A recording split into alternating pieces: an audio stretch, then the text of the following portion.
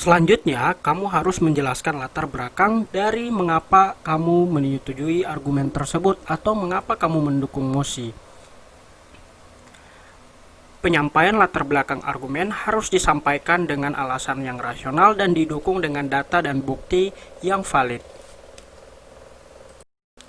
Yang keempat adalah mengajukan proposal.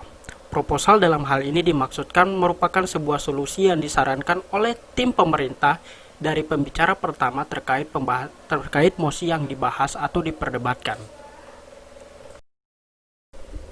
Nah, selanjutnya yaitu pembicara kedua. Pembicara kedua ini bertugas untuk memperluas argumentasi, memperluas segmen argumentasi, dan juga memperkuat solusi atau proposal yang sudah disampaikan oleh pembicara pertama.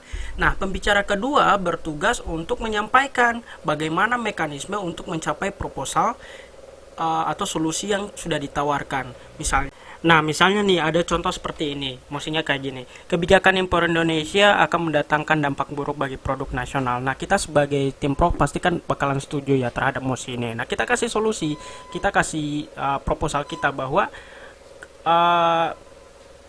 bahwa dengan agar supaya kebijakan impor Indonesia ini tidak akan mendatangkan dampak buruk bagi produk nasional, ya udah kita harus meningkatkan kualitasnya agar agar tidak terkalahkan dengan kualitas dari produk-produk luar negeri seperti itu. Agar ketika terjadinya kebijakan impor itu tidak akan berdampak buruk bagi produk nasional. Terus yang kedua adalah kebijakan impor itu harus diperbaiki. Produk apa saja yang akan kita impor dari luar negeri ke Indonesia begitu. Jangan semua produk kita impor. Kita punya stok beras yang begitu banyak, kemudian kita juga impor beras seperti itu. Dan tujuan dari dilaksanakannya impor itu harus jelas juga. Nah, kurang lebih seperti itu. Pembicara kedua harus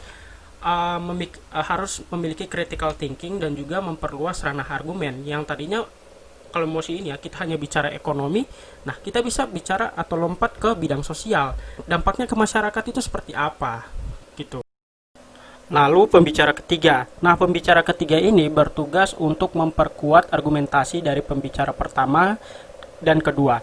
Terus pembicara ketiga juga tidak diperbolehkan untuk membawakan argumentasi baru dan juga tidak boleh mengulangi argumentasi yang sudah disampaikan oleh pembicara pertama dan kedua. Dalam hal ini mempertegas bukan berarti kita mengulangi atau merepetition. Nah, pembicara ketiga juga dapat melakukan studi komparasi, artinya melakukan perbandingan antara kedua argumen, baik argumen kita maupun argumen dari tim lawan. Terus juga bisa melakukan perbandingan. Misalnya nih, hukuman mati bagi koruptor itu dinilai tidak efektif. Kita sebagai tim pro pasti setuju. Nah, kita bisa melakukan perbandingan bahwasanya hukuman mati pernah diterapkan pada pengedar narkoba. Tapi apa yang terjadi yaitu pengedar narkobanya bukannya berkurang malah bertambah begitu. Bukan berarti hukuman mati ini tidak menimbulkan efek jera. Nah, bagaimana ketika kita mau menerapkan ini kepada koruptor?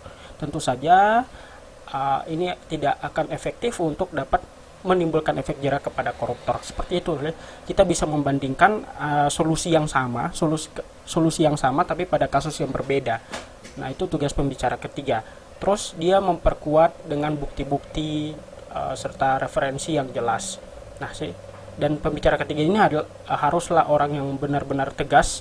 Artinya di dalam pidato terakhir pembicara ketiga itu sudah seperti menutup, tetapi tidak menimbulkan atau memancing reaksi kembali untuk dikomentari kembali oleh tim lawan.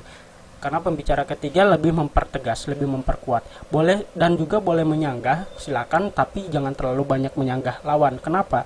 Karena jangan sampai segmentasi argumentasi kita itu lebih banyak menyanggah dibandingkan menyampaikan argumentasi. Jadi ya 25% sanggahan atau merespon lawan dan 75% adalah argumentasi kita. Kurang lebih seperti itu.